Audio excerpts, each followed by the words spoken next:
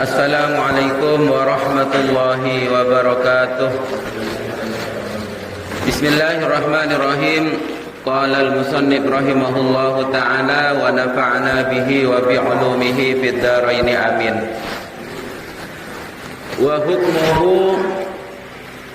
hukmuhu tining hukumah orang sating kelaki salat muslimun paneka Islam.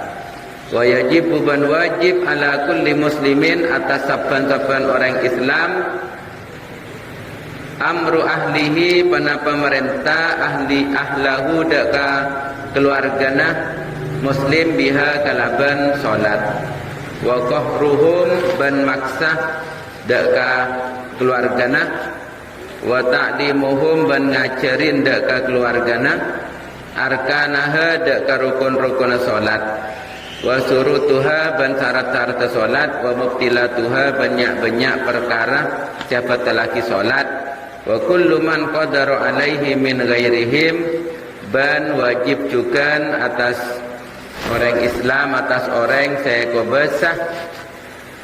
sekobasa deka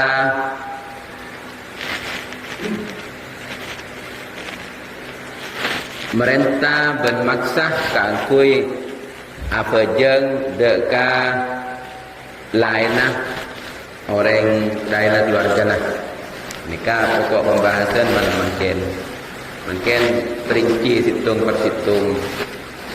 Wa hukmuhu hukumnya orang yang tarikus sholat, orang yang meninggalkan sholat. Ini pertanyaannya Pak Sarbini kemarin. Ini jawabannya ada di sini. Wa hukmuhu bagaimana hukumnya orang yang tidak sholat, orang yang meninggalkan sholat. Maksudnya meninggalkan sholatnya itu ya karena malas juga, karena sengkah, karena malas untuk sholat. Hukumnya itu tetap Islam.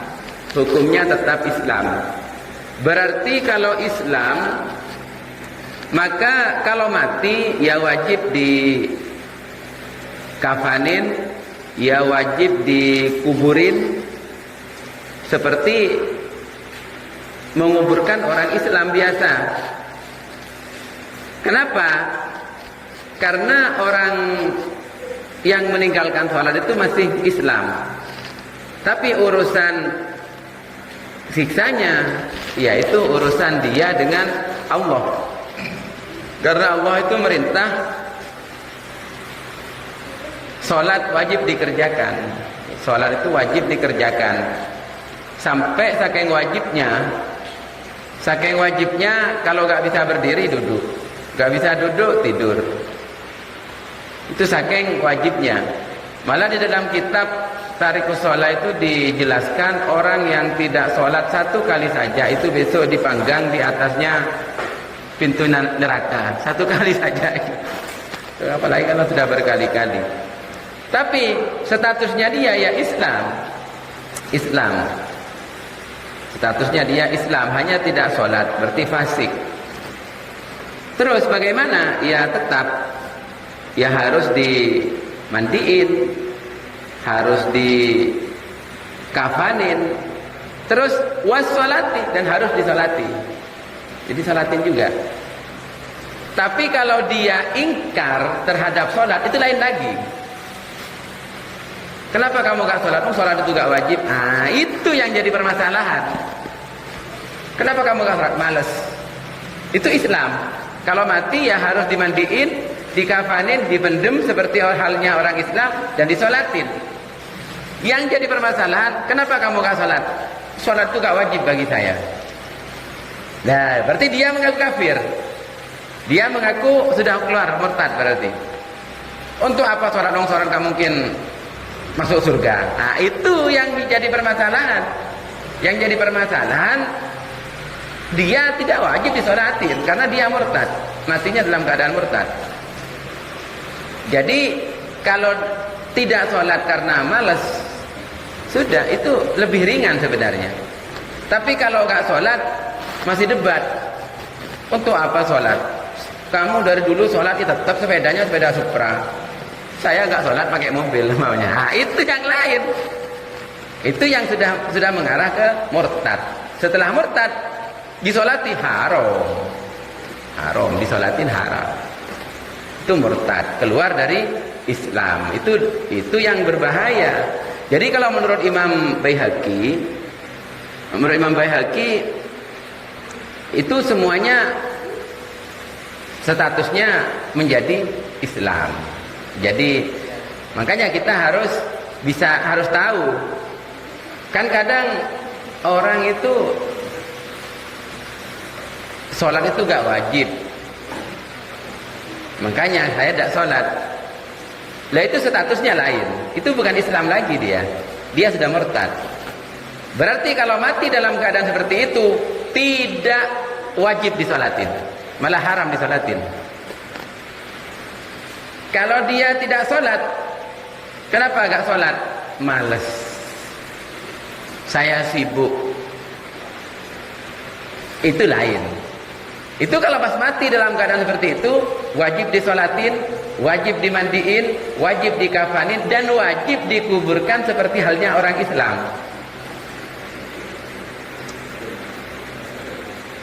Wa qala sallallahu alaihi wasallam, Nabi Muhammad bersabda, "Shallu ala man qala la ilaha illallah."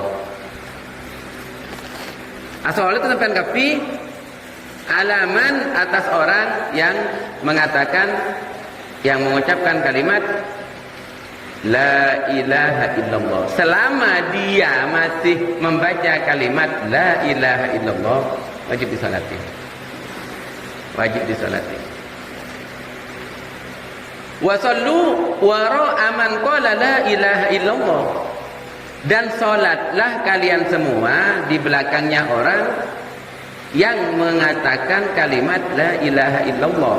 Rawahu Daraqutni, ini hadis. Berarti selama dia Islam, selama dalam hatinya ada kalimat la ilaha illallah, itu wajib disolati. Yang tidak wajib disolatin kalau umpama saya sudah tidak menyembah Allah lagi. Nah itu walaupun dia sholat pun, sebelum dia membaca kalimat asyhadu an la ilaha illallah wa asyhadu anna muhammadar rasulullah, itu tidak disolati, haram. Walaupun dia sholat, walaupun dia baca Al-Quran, tapi kalau mengatakan saya sudah tidak butuh la ilaha illallah, saya tidak butuh muhammadur rasulullah, itu walaupun sholat, itu haram disolatin kalau mati, karena dia bukan orang Islam. Kemudian wajib ala kulli muslimin amru ahlihi. Wajib bagi setiap orang Islam memerintahkan keluarganya untuk sholat. Siapa keluarganya itu? Anaknya, istrinya, pembantunya, kemudian orang yang ada di rumah tersebut. Itu keluarga, itu harus diperintah untuk sholat. Wajib merintah melaksanakan sholat. Karena firman Allah, wa'mur ahlaka bis sholat. Perintahlah keluargamu dengan sholat. Disuruh perintah untuk melaksanakan sholat. Waqahruhum, dan harus dipaksa untuk sholat. Dipaksa keluarganya untuk sholat. Justru kemarin sudah dijelaskan, anak yang berumur 7 tahun diperintah untuk sholat. Anak yang berumur 10 tahun yang tidak melaksanakan sholat wajib dipukul. Wajib dipukul. Kemudian wa ta'limuhum arkanaha, dan mengajarin rukun-rukunnya sholat. Rukunnya sholat itu apa saja, seperti niat, rukunnya sholat, takbiratul ihram, rukunnya sholat. Itu harus diajarin keluarganya. Kalau tidak tahu, ajak keluarganya untuk ngaji. Kalau tidak tahu. Kalau sudah diajak untuk ngaji, berarti sampean sudah gugur kewajibannya untuk mengajari keluarganya.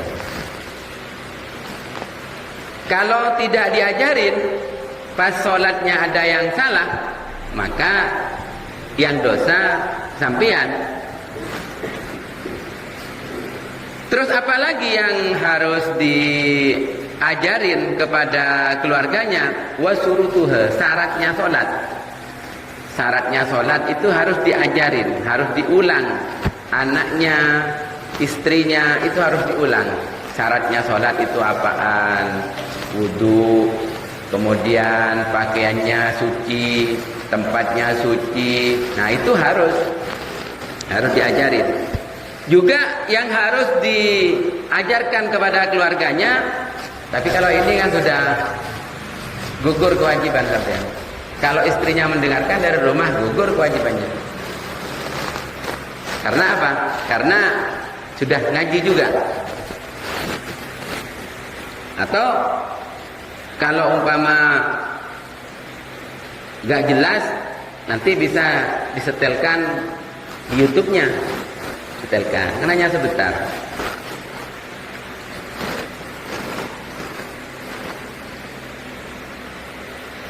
Terus batalnya sholat juga harus diajarin. Batalnya sholat apa? Oh, umpamanya pas lagi sholat keluar angin dari belakang, nah itu batal sholatnya, itu harus dikasih tahu. Nanti semua ada.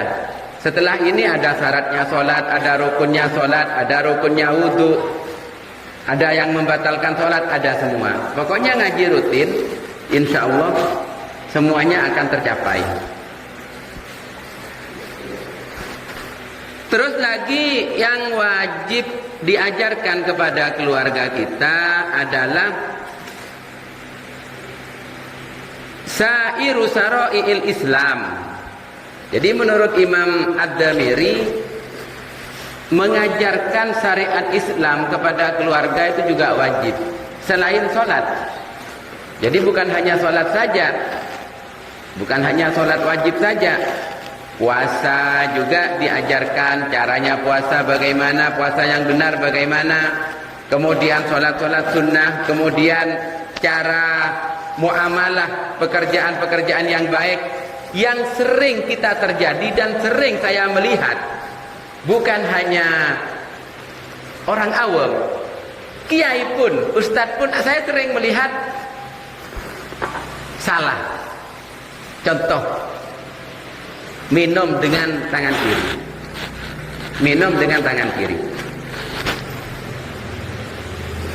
Ini sebenarnya sudah melanggar syariat Islam. Minum dengan tangan kiri. Kalau tangan kanannya udur, bisa begini. Jadi harus ada usaha tangan kanan itu membantu. Atau begini, tidak masalah. Pokoknya ada tangan kanan yang membantu. Ada kadang kalau dikasih tahu, jangan minum pakai tangan kiri. Maaf, lupa Ustaz. Sebenarnya itu bukan lupa. Hatinya tidak ada sambungan dengan Rasulullah. Hatinya tidak ada sambungan dengan Rasulullah. Tidak ada ikatan kuat batinnya kepada Rasulullah. Kalau ada sambungan, pasti selalu ingat. Contoh, orang bersuci atau cebok atau akela, ya masurina. Pernahkah sampean lupa cebok pakai tangan kanan? Kan nggak pernah lupa, ya Pak ya? Nggak pernah lupa. Kenapa? Karena sambungan otak dan hati dengan dubur itu selalu tangan kiri. Itu sambungannya. Jadi kalau ada orang minum dengan santainya pakai tangan kiri, berarti hatinya tidak ada sambungan dengan sunnah Rasul. Hatinya. Kalau tanya, lupa. Kenapa lupa? Karena tidak ada sambungan. Karena otak kita dengan hati kita selalu sambung dengan dubur. Kalau wawi, kalau cebok pasti pakai tangan kiri, nggak mungkin pakai tangan kanan. Kenapa? Karena hatinya dengan otaknya selalu sambung dengan dubur. Tanya, kenapa kok pakai tangan kiri? Ya karena memang sambung terus. Berarti kalau kita urut, kita tarik sebuah kesimpulan, lebih memuliakan dubur kita daripada memuliakan Rasulullah. Jadi sambungannya hati kita lebih kuat sambungannya dengan duburnya daripada dengan Rasulullah. Nah itu harus diajarin keluarga seperti itu. Itu bukan hanya kalau orang awam, saya maklum. Banyak ustaz-ustaz kadang minum pakai tangan kiri. Banyak itu, bukan mungkin teman pernah sering menyaksikan. Kadang pakai surban, minum pakai tangan kiri. Berarti sambungannya kepada Rasulullah itu putus. Sambungannya kepada Rasulullah. Makanya jangan sampai ambil barokah kepada orang yang sambungannya dengan Rasulullah putus. Kadang putus, kadang nyambung. Sampai menghormat segala macam padahal minum pakai tangan kiri. Itu kan sepele kan? Ada lagi yang sepele lagi. Yang sepele lagi ini. Habib Omar itu dikatakan wali karena pernah dilihat oleh mata hatinya oleh Syekh Habib Abdul Qadir Jeddah. Waktu dia mau sowan ke Habib Abdul Qadir, Habib Omar itu menemukan air di jalan. Antara gelas dengan talinya itu sangat pendek. Jadi minum harus berdiri. Sampai dia itu begini. Sampai begini minumnya. Demi minumnya sampai seakan-akan hanya dituangkan gitu agar tidak meninggalkan sunnahnya Rasul. Minum berdiri. Wah, ini paling banyak ya Pak ya. Paling banyak ini minum berdiri. Sampai dulu pernah ada sahabat minum berdiri. Didatangin sama Rasul. Mutahkan. Suruh mutahkan. Jadi air yang sudah masuk terus suruh mutahkan. Karena minum berdiri. Ini lebih parah kan, lebih sangat ringan, sangat sepele kan. Rasul gak pernah minum berdiri. Jadi minum itu harus duduk. Dan itu secara diteliti secara medis manfaatnya juga luar biasa. Minum duduk dan mudaratnya dari minum berdiri. Itu urusannya medis. Nanti kalau mau tanya apa hikmah minum duduk dan apa mudaratnya minum berdiri, itu bisa ditanyakan kepada orang yang ahli medis. Itu bukan wilayah saya. Tapi dalam kitab itu dijelaskan ada mudaratnya dan ada manfaatnya. Kalau minum duduk ada manfaatnya, kalau minum berdiri juga ada mudaratnya. Maka dari itu kita dimulai dari kita. Kalau kita ada sambungan dengan Rasulullah, minum dimanapun pasti dia duduk. Walaupun hanya jongkok, itu pasti. Itu juga syariat, termasuk min syara'il Islam.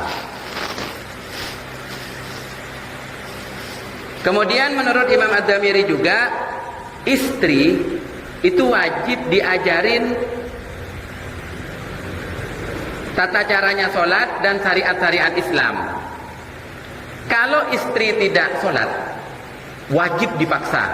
Bahkan suami diperbolehkan memukul istri karena tidak sholat. Tapi ini mungkin di negara-negara Islam Pak ya. Kalau di Indonesia ada HAM. Nanti di penjara. Ini KDRT. Ini KDRT. Syariat Islam memperbolehkan dan mengizinin suami yang memukul istri karena istri tidak sholat. Para jemaah yang sangat saya hormati dan para pendengar, jadi intinya menjawab dari pertanyaan yang pertemuan yang kemarin, bahwa orang yang tidak sholat, kalau tidak sholatnya itu karena malas, bukan karena ingkar terhadap kewajiban sholat, maka orang itu harus disolatin seperti kita nyolatin orang Islam kebanyakan, dan dikuburkan seperti menguburkan orang Islam kebanyakan. Maka dari itu kita yang harus diperhatikan, kalau nggak sholat ya jangan ingkar lah, jangan ingkar. Lebih baik mengatakan saya malas untuk sholat, saya sengkah, saya sibuk. Lebih baik seperti itu daripada untuk apa sholat, daripada seperti itu. Seperti kita lewat depannya orang mau ke Jumatan, mau kemana? Mau ke masjid. Loh, kok jam segini? Iya kan sekarang Jumat. Oh ya saya titip ya. Titip ada kan seperti itu? Ada seperti itu. Itu termasuk dari kategori orang murtad. Karena dia telah menghina kewajiban Allah Subhanahu wa taala, menghina dan meremehkan syariat Islam. Masa ada sholat titip ya? Kan itu kan sudah meremehkan itu. Itu sudah dipastikan dia murtad. Lebih baik, aduh, saya sibuk. Saya mau pergi ini. Saya mau belanja. Lebih baik seperti itu. Hanya dosa. Hanya dosa. Jadi gak sampai syirik, gak sampai murtad.